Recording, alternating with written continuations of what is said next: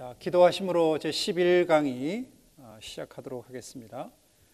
고마우신 하나님 감사합니다. 지난 한 주간 동안도 저희들의 삶을 앞뒤에서 또 좌우에서 인도해 주시고 때로는 구름 기둥과 불 기둥으로 광야 같은 세상에서 우리를 지켜주시고 이끌어 주심을 감사합니다. 날마다 주의 말씀은 내 발의 등이고 내 길의 빛이라고 하신 것처럼 주의 말씀으로 항상 우리의 삶을 순간순간마다 또 하루하루 매주 매달 하나님 해를 거듭할수록 인도해 주셔서 주의 말씀의 길을 온전히 순종하며 살아갈 수 있는 우리 새생명교회의 귀한 성도들의 삶이 될 수 있도록 축복하여 주시옵소서. 또 말씀으로 함께 교제하며 또 공부할 때에 진리의 성령께서 각 사람 가운데 임재하셔서 주의 진리의 말씀을 우리에게 가르치시고 또 깨달아 알 수 있는 지혜와 분별력과 지식의 영을 더하여 주옵소서. 감사드리고 예수님 귀하신 이름으로 간절히 기도드렸습니다. 아멘. 자, 오늘부터는 이제 저희들이 이제 왕의 시대로 들어가게 됩니다. 사실은 하나님께서 왕을 준비하시는 하나님의 나라에 어떤 기초를 아브라함이 잡았다면 이제 하나님께서는 그 나라의 기둥을 세워가고 있는 것이죠. 그것은 큰 그림으로 볼 때는 하나님께서 이 땅에 만들고 또 짓고 싶어 하시고 건설하고 싶어 하시는 하나님의 나라의 그림입니다. 사실은 그 하나님의 나라의 그림을 마태는 그의 성경 1장 1절에 아브라함과 다윗의 자손 예수 그리스도의 세계다라고 기록하면서 아브라함과 다윗 예수 그리스도를 이렇게 함께 연결하는 그러한 연결고리를 만들고 있습니다. 그 얘기는 뭐냐면 하나님께서 아브라함을 부르셨고 그의 아브라함에게 장차 이 땅 가나안을 통해서 세우게 될 하나님의 나라 왕국을 그에게 펼쳐 보여주신 언약을 맺게 되시죠.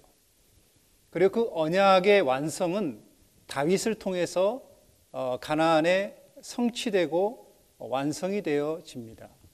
그리고 그 완성된 그림은 결국은 앞으로 이 땅에 세워질 예루살렘을 기반으로 해서 이 땅에 세워지게 될 예수 그리스도께서 다스리는 만왕의 왕 되시고 만주의 주가 되시는 예수님께서 이 땅의 왕으로 재림하시고 또 군림하셔서 다스리게 될 천년 왕국의 밑거름이 되기도 하는 것입니다. 밑그림이 되기도 하는 것입니다. 그래서 우리가 이제 사무엘서와 열왕기서 내용을 저희들이 이제 앞으로 한 몇 주간 동안에 볼 텐데 그 내용에 있어서도 하나님께서 바로 하나님의 나라를 세우는 그런 기초들을 어떻게 만들고 계시느냐 하는 것을 우리가 이 말씀을 통해서 또 면밀히 또 맥을 짚어보고 또 공부할 수 있는 기회가 되었으면 좋겠습니다. 여러분들이 이제 보시는 첫 번째 그 PPT를 유심히 보면 우리는 사무엘서를 시작하기 전에 두 개의 성경을 만나게 됩니다. 하나는 사사기와 룻기라고 하는 책이죠. 사사기와 룻기는 같은 사사시대의 사건을 다른 각도에서 다루고 있는 그런 두 권의 책입니다. 보통 이제 성경 저자들에 의하면 정확하지는 않습니다만 사사기를 누가 썼느냐라고 얘기할 때에 사무엘이 썼을 것이다 라고 보는 견해도 있고요. 또 정확하게 이 기록을 누가 썼는지 모르지만 이렇게 사건들을 집대성해서 누군가 기록을 했다라고 하는 그러한 작자 미상의 얘기도 있습니다. 또 룻기는 바벨론 포로 이후에 이제 역대기를 써가면서 유다의 역사 속에서 다윗의 정체성을 찾아야 되기 때문에 다윗 왕에 대한 정체성이 분명하고 확실해야 다윗 왕국을 이스라엘 백성들에게 있어서는 가장 중요한 하나의 그 이스라엘 민족의 핵심 요소로 선택할 수 있게 되기 때문에 다윗 왕조에 있어서의 어떤 뿌리, 근간을 찾아내기 위해서 룻기라고 하는 책이 기록이 되어지게 됩니다. 그런데 우리는 하나님께서 이런 성경을 엮어가시면서 아주 기가 막힌 이렇게 고리를 만들고 계시다는, 연결고리를 만들고 계시다는 것에 좀 집중해보고 초점을 맞춰볼 필요가 있습니다. 우리가 여러분 사사기를 공부하면서 사사기의 처음 사건들, 삼손까지의 사사들의 모든 사건들은 우리가 익숙하고 또 익히 알고 있는 내용들이기 때문에 여러분들이 읽으시면서 또 그 사사들의 면면이나 또 그들이 어떻게 하나님의 손에 붙들려서 이스라엘 민족을 이렇게 구원하고 또 회복하는 일에 사용되어졌는가를 공부할 수 있게 됩니다. 그런데 우리는 사사기 17장부터 19장까지의 또 나아가서는 21장까지의 내용을 보면 상당히 사사기 속에서 좀 아이러니하고도 이해하지 못할 사건들이 사사기 뒷부분에 이렇게 덧붙여져서 연결되고 있다는 것입니다. 자, 그러면 왜 사사기를 기록한 저자가 사실은 이 사사기 17장부터 21장까지의 내용은 사사기의 전반부에 여호수아가 죽은 이후에 이스라엘 백성들 또 이스라엘 민족 가운데서 일어났던 어떤 타락과 죄성에 대한 부분들을 굉장히 심도 있게 강조하기 위해서 쓰여졌던 내용을 앞부분 사사기 앞쪽에다가 사사들이 등장하기 이전에 붙여놓은 것이 아니라 여러분 삼손까지의 사사의 모든 과정이 끝난 다음에다가 이 내용을 붙여놓게 된 어떤 이유들이 있다는 것을 우리가 살펴볼 수가 있겠죠. 다시 말하면 사사기 17장부터 19장까지의 내용을 보면 사실은 강조하고 싶은 게 뭐냐 하면 레위인들의 타락을 다루고 있는 것입니다. 어떻게 보면 제사장들의 타락과도 연결되고 있죠. 레위인들과 제사장은 누구입니까? 하나님을 섬기도록 부르신 사람들이고 하나님께서 이스라엘 민족의 12지파 중에서 마지막 보루와 같은 지파로 남겨두신 사람들입니다. 그들은 이스라엘 민족들에게 토라를 가르치고 하나님의 율례와 법도를 순종하도록 그들에게 제시하고 그들을 이끌어가는 하나의 영적인 지도자 그룹들과 같은 것입니다. 다른 11지파가 타락을 해도 12지파, 마지막 지파라고 하는 레위 지파만큼은 하나님에 속한 하나님의 것이기 때문에 사실은 그것은 마지막으로 하나님의 거룩한 보루로 남겨져 있어야만 하는 지파입니다. 그런데 17장부터 19장의 내용을 보면 공이 레위인들의 타락상을 아주 집요하고 일목요연하게 다루고 있다는 것이죠. 자, 그 얘기는 뭐냐 하면 레위인들의 타락을 다루는 이 얘기는 이미 12지파 모두 안에 얼마나 심각한 타락의 정도를 걷고 있느냐, 타락의 길을 걷고 있느냐를 얘기하고 있는 반증과 같은 것입니다. 그러니까 레위인들이 그 정도 타락할 정도라면 이미 다른 11지파의 타락은 불보듯 뻔하다는 것입니다. 이미 그들은 가나안에 들어온 400년 또 채 되기 전에 가나안에 입성하고 얼마 되기 전에 여호수아의 세대가 다 죽고 나서 이제 가나안에서 태어난 새로운 세대가 태어난 후에 그들은 급속도로 타락하기 시작합니다.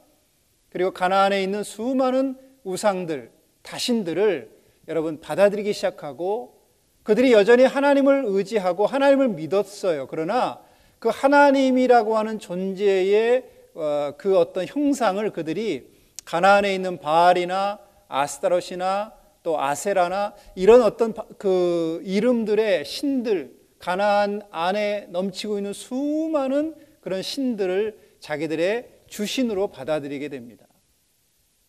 그 얘기는 결국은 하나님을 더 이상 예배하고 제사하지 않게 되었다는 것을 설명하는 것이죠. 사실은 제사장직의 이 타락은 사무엘서에서 나오는 제사장직의 회복과 연결성을 갖고 있어요. 하나님께서 마치 그 사사기의 마지막 사사는 사무엘이지만 사사시대의 마지막 대제사장의 역할은 엘리가 하게 되는데, 엘리와 두 아들 홈니와 비느하스의 타락상을 보면 얼마만큼 하나님의 제사가 여러분 제사장들로부터 만우리 여김을 당하고 짓밟힘을 당하는지를 우리가 그의 두 아들의 그 모습을 통해서 여실히 우리가 사무엘상 3장 이하의 2장 3장에 기록되어 있는 것을 접할 수가 있습니다. 다시 말하면 제사장직의 타락을 여러분 누가 사무엘을 통해서 다시 회복해 가시는 하나님의 그런 은혜, 이건 뭘 말합니까? 여러분 어떤 왕권이 생기기 전에 중요한 게 뭐냐 하면, 종교적인 타락의 끝자락은 뭐냐 하면 결국은 하나님을 버리는 것이죠. 나라에서나 또 자기들의 삶의 가치에서나 하나님을 내어버리는 것이 여러분 타락의 마지막 종착지라는 것이에요. 그러나 하나님께서는 다시 한번 사무엘을 통해서 하나님이 그 나라의 왕이시라는 것을 각인시키고 인식시키는 일을 위해서 하나님이 사무엘을 여러분 택하시고 또 그를 이 땅에 한나를 통해 낫게 하시고 그를 엘리라는 대제사장 밑에서 여러분 하나님을 예배하는 법을 배우게 하는 그런 과정들을 거쳐서 이스라엘의 사사로, 마지막 사사로 세우게 되는 그런 과정을 우리는 눈여겨볼 수 있습니다. 이것은 곧 제사제도의 붕괴가 사무엘을 통해서 다시 한번 제사제도의 회복이 이루어지는 여러분 절정기를 다시 한번 맞이하게 된다는 것입니다. 자, 그리고 사사기 20장부터 21장까지는 베냐민 지파의 몰락 위기가 기록되어 있습니다. 그들의 죄성으로 말미암아 여러분 열 부족이 이 베냐민 지파를 공략을 하고 공격을 해 쳐들어오죠. 그래서 베냐민 지파의 대부분의 남자들을 죽이게 됩니다. 그러니까 씨가 말리게 되는 지경에 처했을 때 하나님께서 다시 한번 베냐민에게 긍휼을 베푸셔서 여러분 600명의 사람을 남겨두고 또 그들을 통해서 새로운 베냐민의 지파를 다시 재창조해가는 그런 일들을 행하시게 되죠. 그래서 사무엘서를 보면 우리가 매우 특이하게 왜 사울이 첫 번째 왕이 되었느냐, 여러 가지 이제 이유가 기록이 되어 있습니다만은 사무엘이 첫 번째 왕이 된 가장 중요한 이유 중에 하나가 뭐냐면 바로 20장과 21장에서 베냐민 지파의 몰락의 위기, 즉 베냐민 지파의 죄악상과 그들이 이스라엘 민족을 대항하여서 여러분 전쟁을 함께 죽음을 불사하고 전쟁을 치르게 된 결과로 인해서 그 지파가 완전히 이스라엘에 사라져버릴 위기 속에 있었던 그 지파에 대한 어떤 의미에서는 회복과 어떤 의미에서는 격려적인 차원의 그러한 일이 사울을 통해서 일어난다는 사실입니다. 다시 말하면 베냐민 지파 사람들은 늘 그들에겐 상처가 있는 거죠.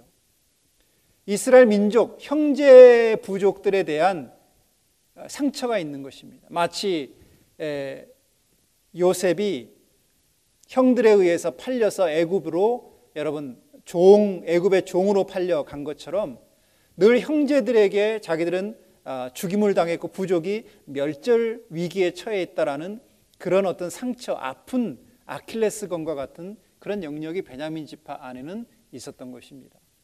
그러니까 하나님께서 사실은 그런 베냐민 지파에 대한 위로와 격려, 그리고 베냐민 지파에서 왕을 세울 수 있었던 그런 이유 중에 하나도 바로 여러분 그 지파에 대한 하나님의 배려가 있었던 것이고, 또 하나는 이스라엘 민족 다른 지파에서도 그러한 어떤 그 마음에 숨겨져 있었던 나름대로의 베냐민 지파에 대한 그런 아픈 상처들을 사실 감싸 안으려고 하는 그런 의도가 여러분 사울을 선택하는 어떤 결정적인 의도가 되었을 것으로 보여집니다. 자, 그래서 베냐민 지파에서 초대 왕이 선출이 되지요. 사울이라는 초대 왕이 선출이 됩니다. 자, 그런데 우리가 성경을 여러분들이 유심히 보면 하나님께서는 베냐민 지파에서 왕권을 가진 자가 태어나게 될 것이다 라든지, 베냐민 지파에서 앞으로 장차 여러분 왕권을 이을 어떤 왕의 등장을 성경이 예고하거나 예언한 적이 없다는 것입니다. 성경은 왕권을 누구에게 위임해 주셨냐면 유다 지파에서 왕이 나올 것이다 라고 얘기를 합니다. 즉 하나님이 모시는 왕은 유다 지파에서 나와야 되는 것입니다. 다른 지파에서는 하나님께서 왕을 세우겠다라는 사실은 그런 예언을 하신 적이 없다는 것이죠. 그렇기 때문에 우리는 사울이 초대 왕이 되었다는 사실이 매우 성경에서는 아이러니한 사건이기도 하고 조금 심도 있게 이 부분을 여러분들이 연구하고 또 공부해 볼 필요가 있는 영역이라고 생각이 듭니다. 자, 그런데 사실은 성경에서 사울이라든지 사무엘이라든지 이게 중요한 인물이지만 또 중요한 인물이 아니에요. 하나님 보실 때는 중요한 인물이 아닙니다. 사실은 이 사무엘의 역할은 왕을 세우는 일을 위해서 하나님이 그를 세우신 것이죠. 우리가 성경을 여러분 이 세 가지 성경을 제가 하나로 묶은 이유가 뭐냐면 이 성경에서 강조하고 있는 부분을 여러분들에게 소개해 주고 싶기 때문입니다. 그게 뭐냐면 사사기 21장 25절 맨 마지막 구절에, 사사기의 맨 마지막 장 맨 마지막 절에 여러분 어떤 말씀이 기록이 되어 있냐면 그때에 이스라엘에 왕이 없으므로 사람이 각기 자기의 소견에 오른 대로 행하였더라 이렇게 표현을 합니다. 그리고 여러분 그 앞에 내용 말씀을 좀 더 이렇게 앞으로 넘기면 19절에도 이스라엘의 왕이 없을 그때에 이렇게 표현을 하죠. 자, 이 성경을 기록한 저자가 이스라엘의 왕이 없는 것 때문에 이스라엘이 이런 극심한 혼돈을 겪고 있다는 것을 설명하고 있는데, 우리는 이 성경을 볼 때에 이스라엘에 누군가 왕이 세워져야 될 그런 시점에 왕이 없었기 때문에 이렇게 사사들이 고생하고 힘들어하고 백성들이 고통을 당하는구나 이렇게 여러분 생각할 수도 있어요. 또 왕이 없기 때문에 자기 소견에 오른 대로 행하는구나, 통치자가 없으니까 힘센 사람이, 목소리 큰 놈이 그냥 통치자가 되는 거고, 그런 어떤 뭐라고 얘기할까, 이렇게 혼란의 시대, 혼돈의 시기가 왕이 없기 때문에 그렇구나 이렇게 생각할 수 있겠죠. 그러나 하나님께서 이 성경을 여러분 기록하실 때에 하나님이 기억하고 계시는 왕은 누구십니까?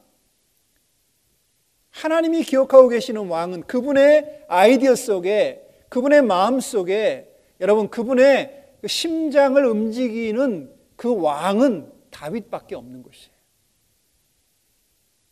자, 그렇다면 그때 이스라엘에 왕이 없으므로라고 얘기할 때에 그냥 아무나 사람들이 필요해서 왕을 세우면 됐지라고 하는 그런 아무나의 왕이 아니라 바로 그 왕이 없기 때문에 이렇게 얘기할 수 있다는 것입니다.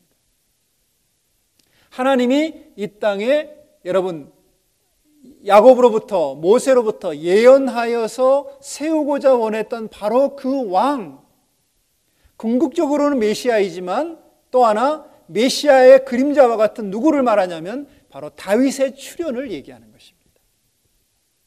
바로 이 사사기 21장 25절의 내용은 다윗 왕의 등장을 예고하고 있는 예고편과 같은 것이에요. 그래서 우리는 사사기 마지막에서 왕이 없음으로 안타까워하고 있는 이 저 하나님의 마음, 그 왕, 하나님이 기다리고 준비하고 계시는 바로 그 왕이 이 땅에 여러분 임하고 태어났을 때, 그러나 아직까지 그 왕은 여러분 뱃속에 있지도 않는 상황입니다. 아직까지 여러분 이 왕은 태어나기도 전이었어요. 계획도 없었던 때입니다. 그의 부모도 아직 형성되지 않았을 때이죠. 그러나 하나님은 이미 누가 이 땅에 왕으로 와야 될지를 이미 알고 계신다는 것을 우리에게 아주 명확하게 보여주고 있는 것입니다.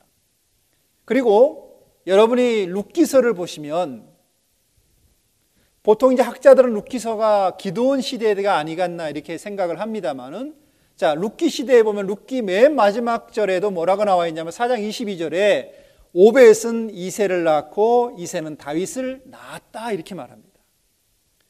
여러분 누구를 낳습니까? 이제야 비로소 누가 보입니까? 다윗이라는 인물이 등장하게 되는 거죠. 물론 이때는 아직 다윗이 여러분 태중에도 없었던 시기였지만, 그러나 성경은 이미 여러분 오벳은 이새를 낳고 이새는 다윗을 낳았다라고 하는 다윗의 등장이 조금 더 실제적으로 여러분 예고편에서 실제적으로 윤곽이 나타나고 있는 그런 모습이죠.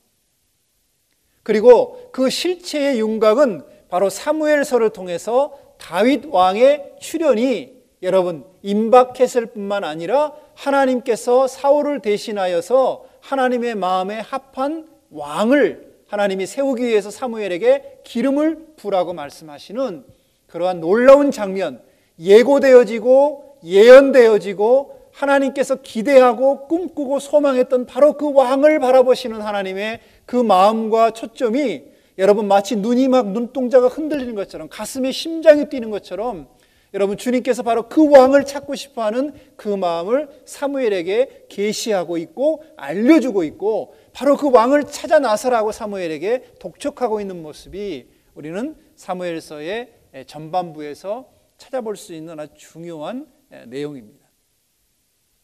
그래서 우리는 사무엘서를 여러분들이 공부할 때에 사울의 어떤 그런 그 죄나 업적이나 이런 것도 중요하지만 왜 사울을 세울 수밖에 없었느냐에 대한 하나님의 목적을 여러분이 알고 계셔야 됩니다. 여러분 기억하십시오. 하나님이 원하시는 왕은 사울이 아니라 다윗입니다. 그러면 예언하지도 않았던 베냐민에서 지파에서 사울이라는 왕을 세운 이유가 뭐냐? 여러분 물론 이것은 이제 조금 뒤에 제가 곧 그 내용을 여러분들에게 설명을 해드리겠습니다만은, 하나님은 의도하지도 않고 계획하지도 않는 일을 갑자기 꾸며내는 분이 아니세요. 이미 그분은 모든 뜻이 하늘에서 다 완성되고 이루신 일을 이 땅에 나타내 보여주시는 것뿐입니다. 그렇기 때문에 하나님께서는 가다가 시행착오가 생기거나 가다가 어떤 상황이 좀 바뀌게 되거나 가다가 어떤 인물이, 하나님이 계획했던 인물이 불의의 사고로 죽었거나 그랬을 때 갑자기 생각을 바꾸시거나 계획을 바꾸시거나 이러는 분이 아니세요. 그분은 변함이 없는 분이라고 얘기합니다. 그래서 우리는 이제 그 내용을 이제 뒤에서 좀 살펴보도록 하겠습니다. 이 사무엘서의 두 번째 PPT를 보시면은 사무엘상부터 사무엘하 24장까지 전반적인 내용은 크게 세 개로 나눌 수가 있는데요. 하나는 사사 말기 시대를 사무엘에서 설명하고 있습니다. 사사 말기 시대의 주인공은 여러분 사무엘입니다.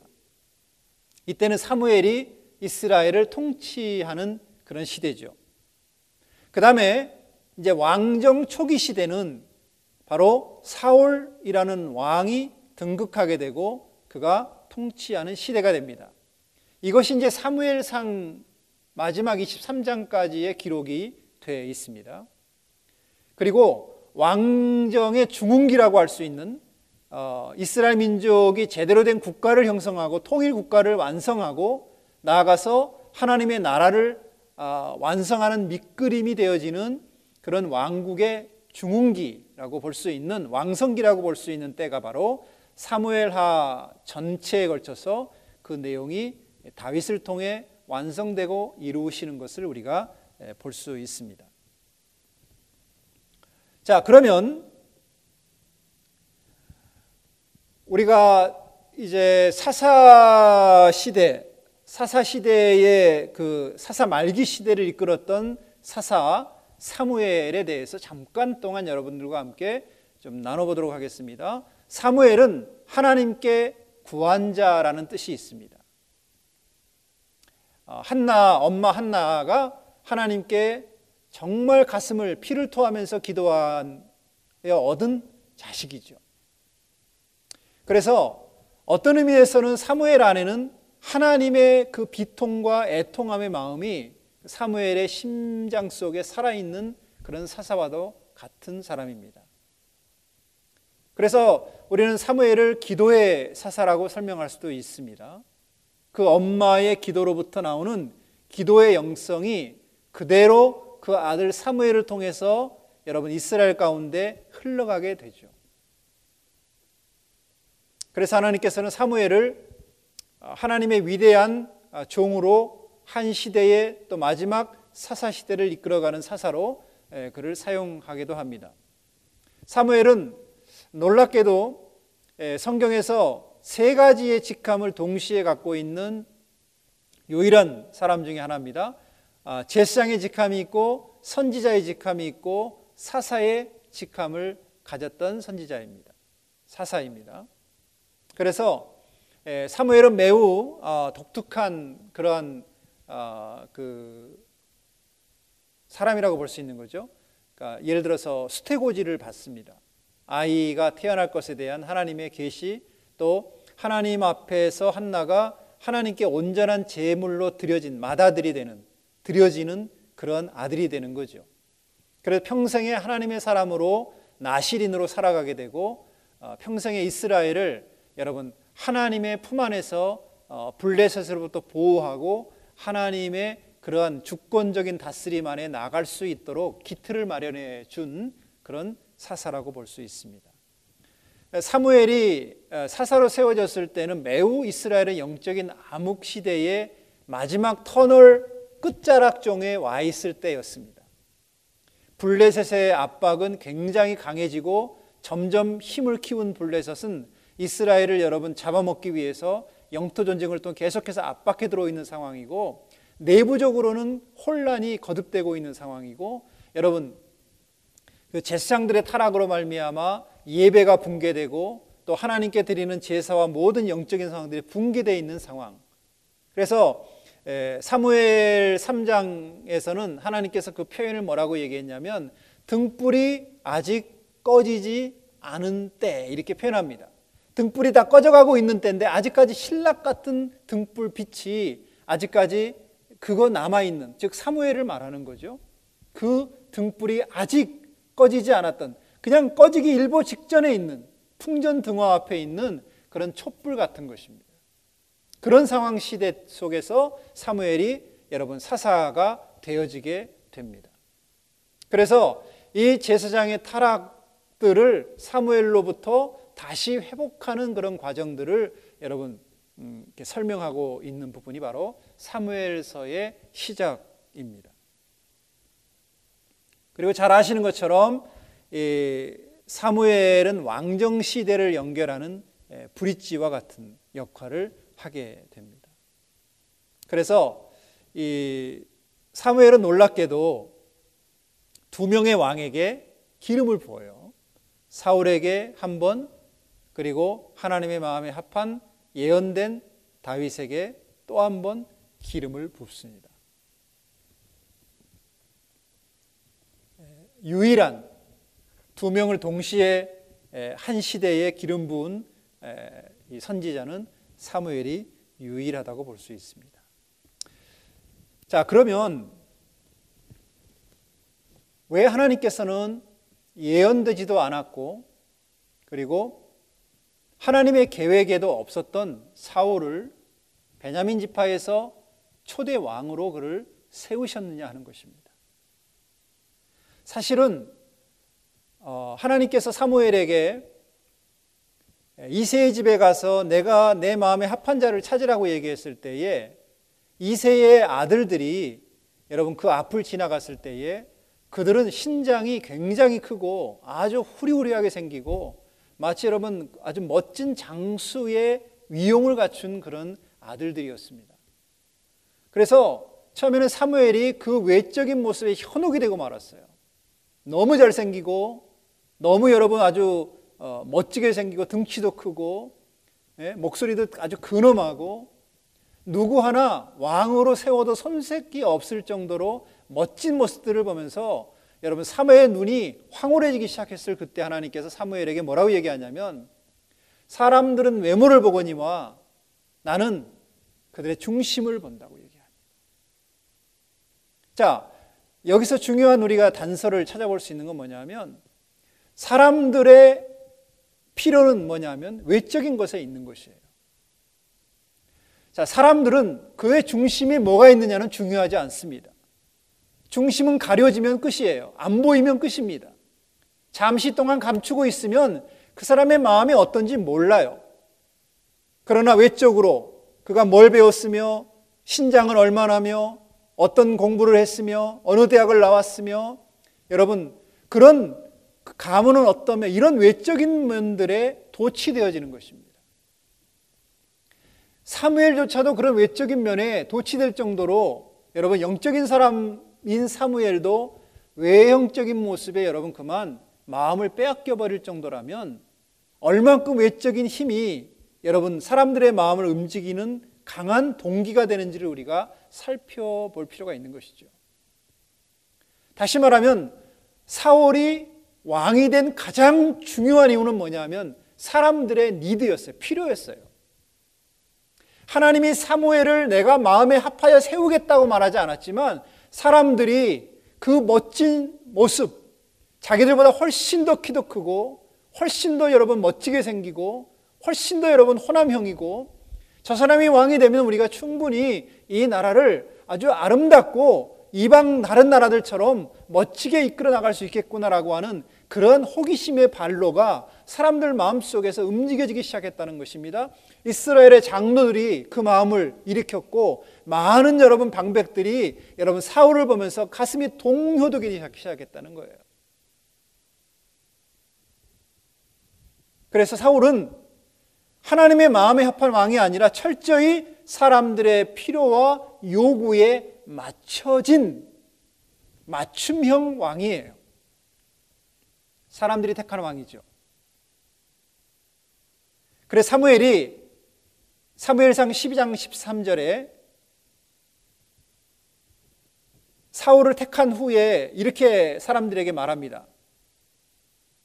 너희가 구한 왕, 너희가 택한 왕을 보라. 이렇게 말을 합니다. 자, 이 왕이 너희가 구하고 너희가 택한 왕이야 라고 얘기하는 거죠. 즉 사람들의 요구와 사람들의 필요에 맞춰진 왕입니다. 그래서 여러분 사울의 그 일대기를 읽어보면 거의 대부분이 사람들에 의해서 움직여져요. 하나님에 의해서 움직여지는 사울이 아니라 사람들에 의해서 움직여지는 사울의 모습을 보게 됩니다. 사람을 두려워합니다. 사람들이 자기를 떠날까 봐 여러분 사무엘이 드려야 될 그 제사장이 드려야 될 제사를 왕인 자기 자신이 제사를 드림으로 제사를 만홀히 여기고 완전히 하나님을 여러분 경히 여기는 그런 행동을 서슴없이 행하게 됩니다.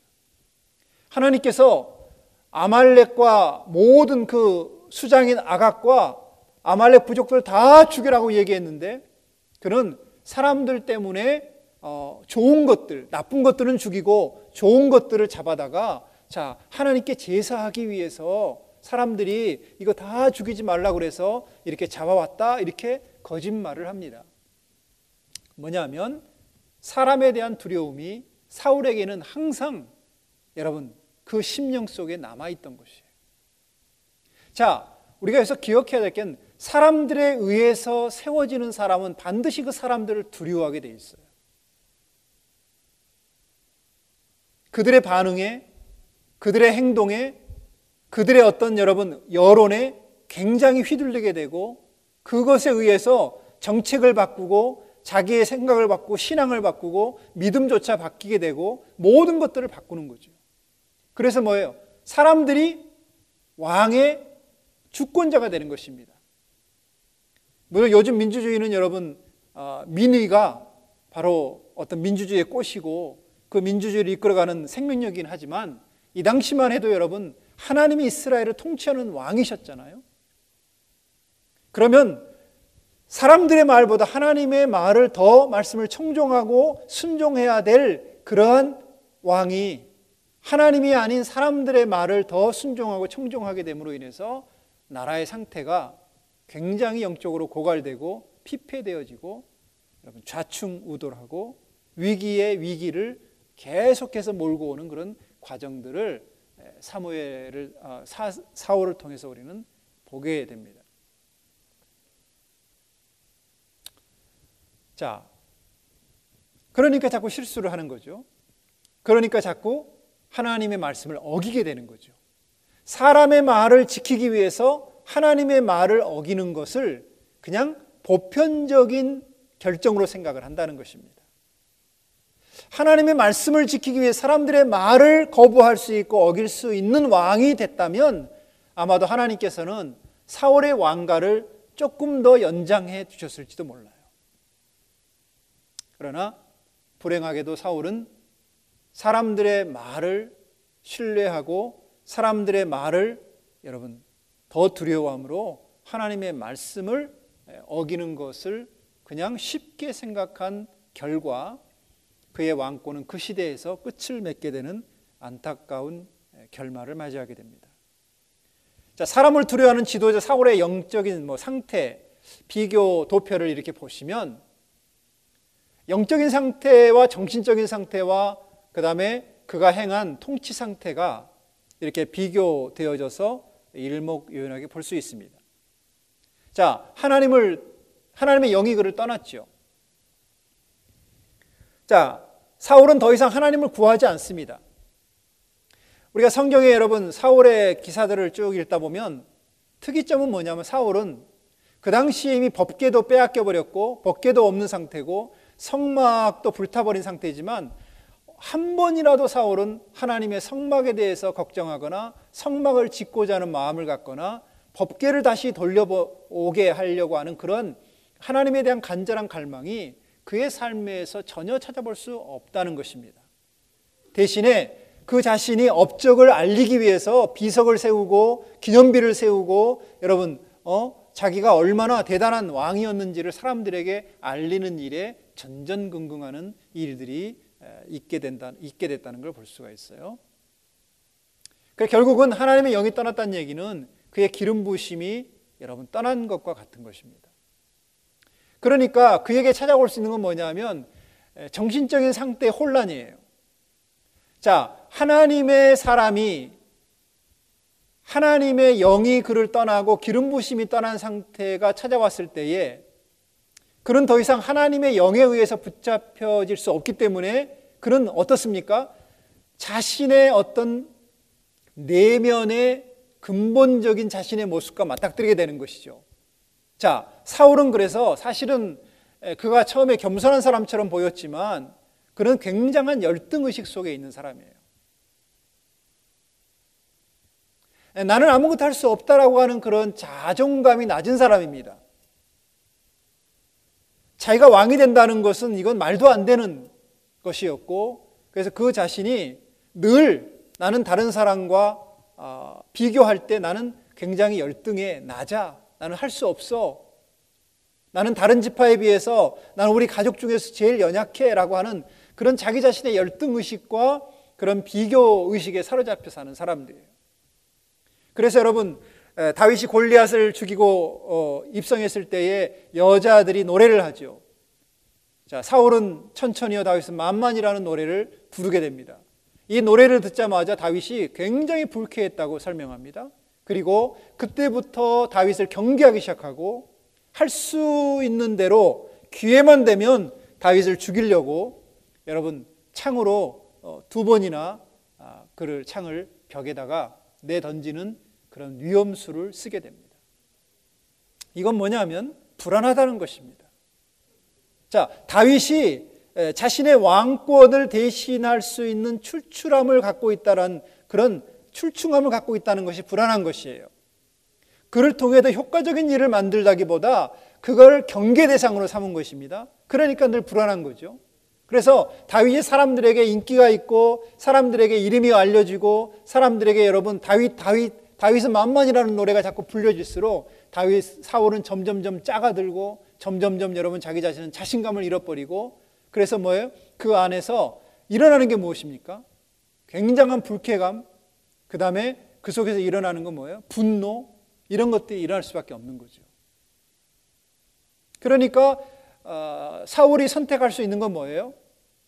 자, 이런 불안감을 이길 수 있는 건 영성이 뒷받침이 된다면, 하나님의 영에 충만한 상태라면 충분히 이런 불안감을 이길 수 있는 극복해서의 방법을 알게 되겠지만, 하나님의 영이 이미 떠난 상태에서의 그 불안감을 채울 수 있는 건 뭐냐면 여러분, 권력 강화예요.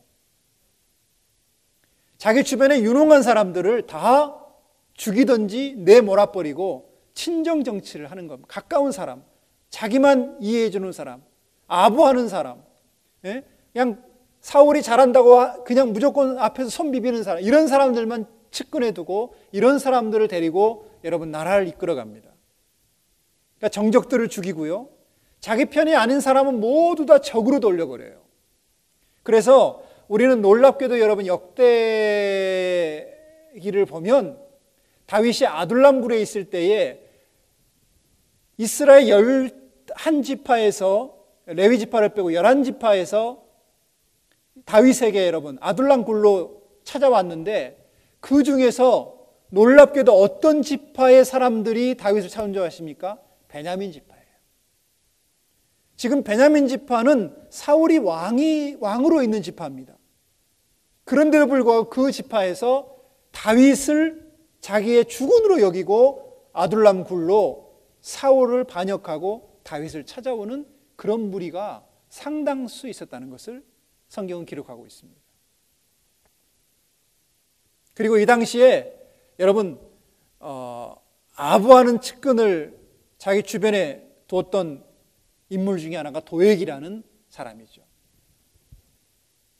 이 사람은 다윗이 노베 제사장 아히멜렉을 찾아가 가지고 먹을 것을 달라고 얘기하고 또 무기가 있느냐 물어봤을 때에 골리앗의 창자루를 다윗에게 준 것을 고발을 하게 됩니다. 그래서 분노한 사울이 놉과 제사장에게 것을 묻고 그것이 사실이라는 얘기를 듣고 나서 그 신하들에게 죽이라고 얘기했을 때 주변의 신하들이 제사장을 죽인다는 것은 하나님을 향해 대항하는 것이기 때문에 누구도 손을 대지 않았지만, 도액은 그 기회를 사서 여러분 놀랍게도 아히멜렉과 85명의 모든 에봇을 입은 사람을 죽여버리고, 그 다음에 제사장들의 모든 식솔들, 어린아이란 아내든 모든 식솔을 전부 다 죽여버리는 대학살이 일어나게 됩니다. 그러니까 여러분, 사울의 주변에는 어떤 사람들만 있는 거예요? 아부하고 사울을 그냥 무조건적으로 지지하는 지지파들만 그 주변에 득세를 하는 거죠. 간신들만 득세를 하는 것입니다. 여러분, 이런 상황 속에서 우리는 한 가지 기억해야 될 것은, 하나님의 영이 그 사람에게서 떠나도 권력은 여전히 그 사람의 몫으로 남아있다는 사실입니다. 그게 위험한 거예요. 하나님의 영이 여러분 그 사람과 함께 있고 기름 부으심이 있을 때는 권력이 아니라 권위가 흘러나와요. 권위가.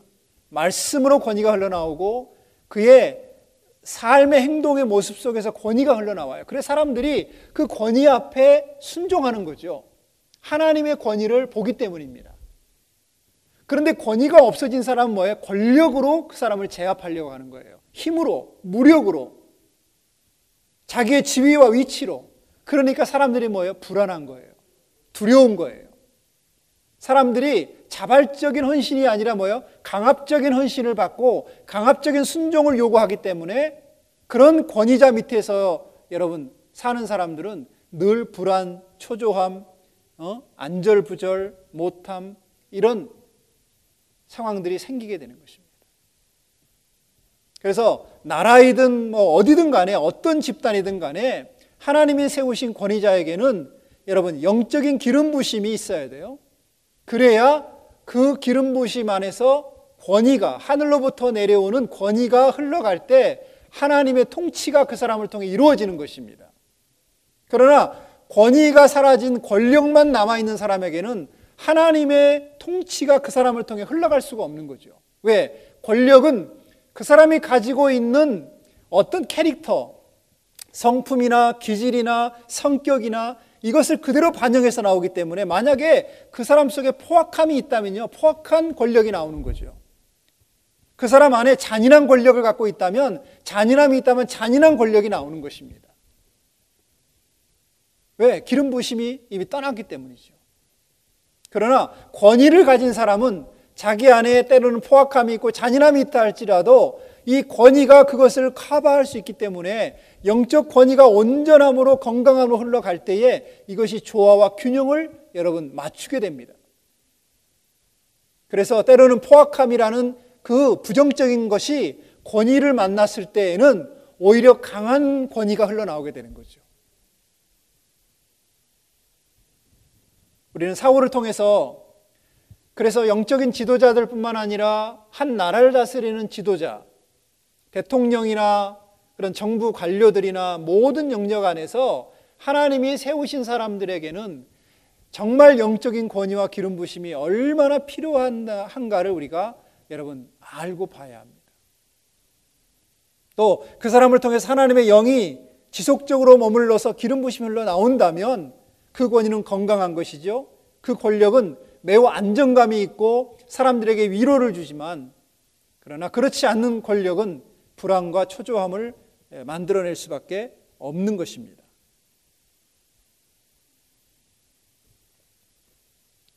자, 그러면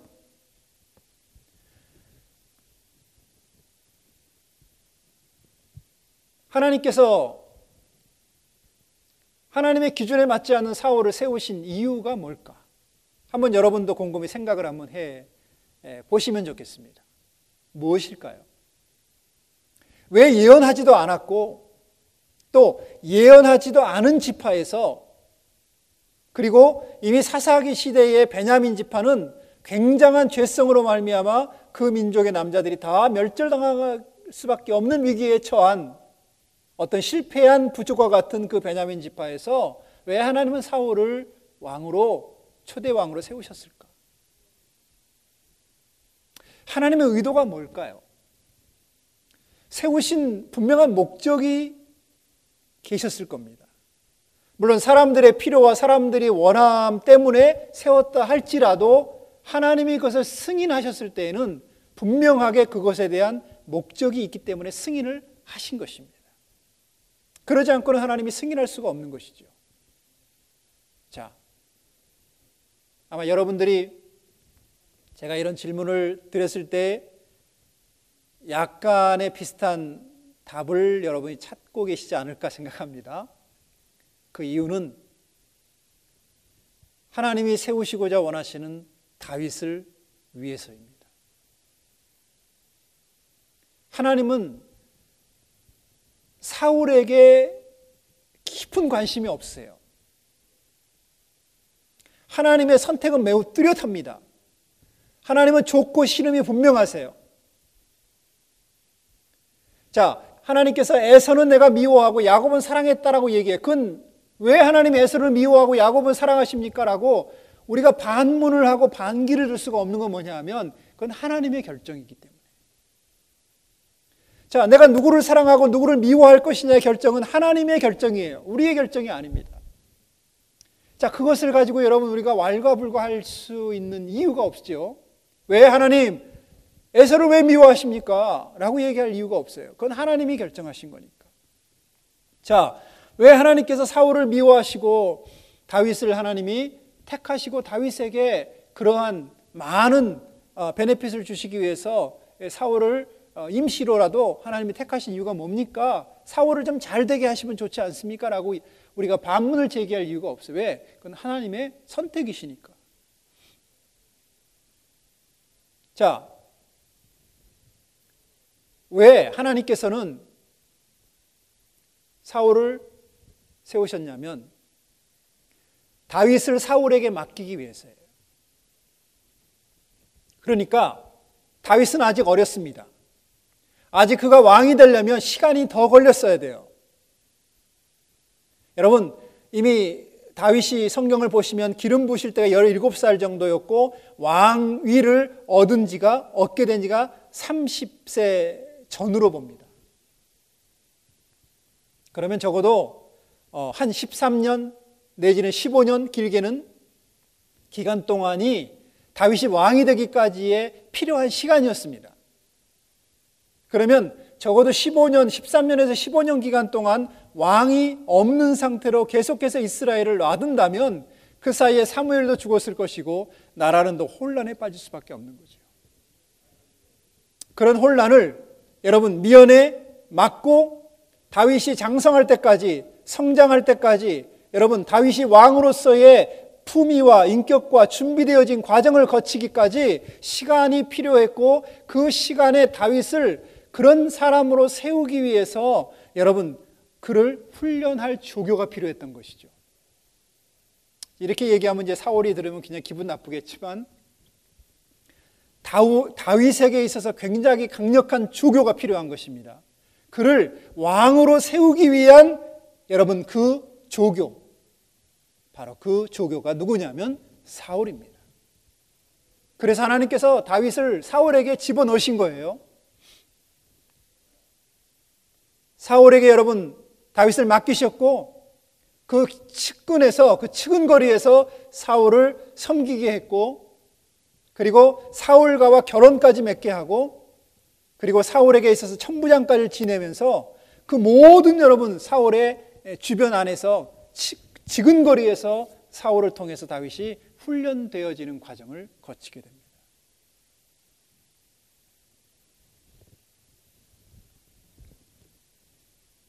자, 이 얘기만 하고 오늘 11강의를 좀 정리할 텐데요. 여러분, 하나님이 쓰시고자 하는 사람들을 세우시기 위해서는 반드시 어떤 순탄한 과정을 통해서 여러분 세우는 법이 사실은 거의 없습니다. 성경에 하나님이 쓰셨던 모든 대부분의 인물들을 보더라도 그 인물들이 다 어떤 과정들을 시험의 과정을 통과하게 되죠. 자, 하나님께서 여러분들에게 때로는 하나님이 쓰시고자 원하실 때에 여러분보다 더 강한 사람, 여러분보다 더 때로는 더 성질이 못된 사람, 여러분보다 더 힘들게 할 수 있는 사람들을 여러분 곁에 붙이실 때가 있어요. 여러분, 가나안 땅에서 제일 못된 사기꾼이 누군지 아십니까? 야곱입니다. 그런데 국제적으로 사기를 치는 유명한 사기꾼이 있어요.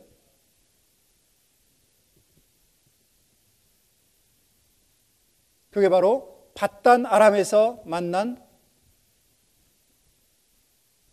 이름을 제가 잊어버렸네. 담임 목사님 왔다 갔다 하시니까 갑자기 떨려가지고 이름이 기억이 안 나요. 라반이죠, 라반. 여러분, 국제적으로 여러분 사기꾼의 대열에 이름을 올릴 만한 사람이 있다면 라반입니다.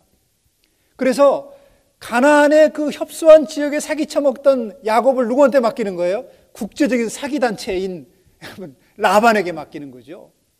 그래서 20년 동안 대리 그냥 사기만 당하고 여러분 쫓겨날 그런 상황에 놓이게 되지 않습니까? 왜? 그래서 하나님이 야곱을 다루시는 거예요. 야, 뛰는 놈 위에 나는 놈이 있구나. 나는 가나안에서만 사기쳐 먹고 살았는데 여기 와보니까 나보다 더한 사기꾼이 있네라고 여러분 기겁을 하는 거죠.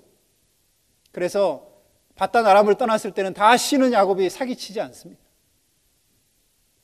하나님께서는 우리 안에 있는 때로는 연약함, 우리 안에 있는 고쳐야 될 것, 우리 안에 있는 변화되어야 될 부분을 위해서 누구에게 맡기냐면 그것보다 더 못된, 나보다 더 못된, 나보다 더 악랄한, 나보다 더 여러분 정말 막 일을 가할 만한 그런 사람들에게 때로는 나를 맡길 때가 있어요. 그리고 그들에게 들어가서 배우라는 거죠. 왜요? 그래서 일을 더 갈게 하고 쌍심지를 키게 하고, 그게 아니라 우리 마음에 있는 그 사람을 통해서 내 속에 있는 죄성, 내 속에 있는 여러분 정말 건강하지 못한 부분들, 내 속에 있는 악함들, 내 속에 있는 미움과 분노들, 그런 내 속에 있는 여러분 비교하고 열등의식 가운데 있는 것들을 고치고 회복하고 이것을 하나님 앞에서 여러분 변화시키는 사람이 되게 하기 위해서요. 그리고 나서 하나님이 그 과정을 거치고 나니까 다윗을 왕으로 하나님이 때가 되어 세우시는 겁니다. 그 얘기는 뭐예요? 이제 너는 사울을 졸업할 때가 되었구나라고 말하는 것입니다. 비로소 그때 다윗이 왕이 되는 것이죠. 기름은 부었지만 그가 왕이 되는 시점은 훨씬 뒤에 15년 이후에 그는 왕이 됩니다. 왜요? 하나님의 오케이 사인이 아직 떨어지지 않았기 때문입니다. 여러분, 때론 여러분들의 주변에 생활하시면서 일터에서 신앙생활하면서 어떤 사람들은 미워할 수 있고 어떤 사람들이 싫어할 수도 있고 어떤 사람만 보면 혐오스럽고 어떤 사람 보면 같이 하고 싶지 않은 사람이 있을 수 있어요. 그 사람 떠나면 그만이지만 그러나 기억하세요. 왜 하나님이 그 사람을 여러분 곁에 두셨습니까? 어쩌면 그 사람 곁에 있는 사람이 여러분의 아내일 수도 있고 남편일 수도 있어요. 자식일 수도 있어요. 그 사람을 통해서 하나님이 나를 훈련하시기 위해서예요. 그 사람을 통해 나를 다루시기 위해서예요. 그 사람을 통해서 나를 하나님의 사람으로 바꿔주시기 위해서예요. 여러분, 그런 사람에게 오늘 이 강의를 들으시고 나서 땡큐 하십시오. 나의 훌륭한 조교로 하나님께 당신을 내 곁에 두셔서 고마워라고 얘기해 주세요. 그리고 배우십시오. 여러분들이 하나님의 쓰실 수 있을 때까지 배우신다면 아마도 여러분들 하나님의 때가 되어서 오케이 사인이 떨어지게 되면 여러분들을 무대의 주인공으로 하나님이 여러분들을 들어 사용하시는 놀라운 은혜와 역사를 다윗과 같이 그렇게 나타내실 줄로 믿습니다. 여기까지 우선 10일 강의를 마치겠습니다. 하나님 감사합니다. 11번째 강의를 마치려고 합니다. 하나님께서 다윗 곁에 사울을 두신 것처럼 또 우리 곁에 사울과 같은 사람을 두셔서 때로는 괴롭힘을 당하고 우리로 하여금 울부짖게 하고 하나님을 원망할 수 있게 만드는 요인들이 있지만 그 모든 것이 지나고 보면 저를 훈련하기 위한 하나님의 계획이고 목적인 것을 알게 하여 주셔서 하나님 이 과정을 잘 졸업할 수 있는 우리 복된 성도들의 삶이 되게 해주시기를 예수님께 하신 이름으로 간절히 기도드렸습니다. 아멘.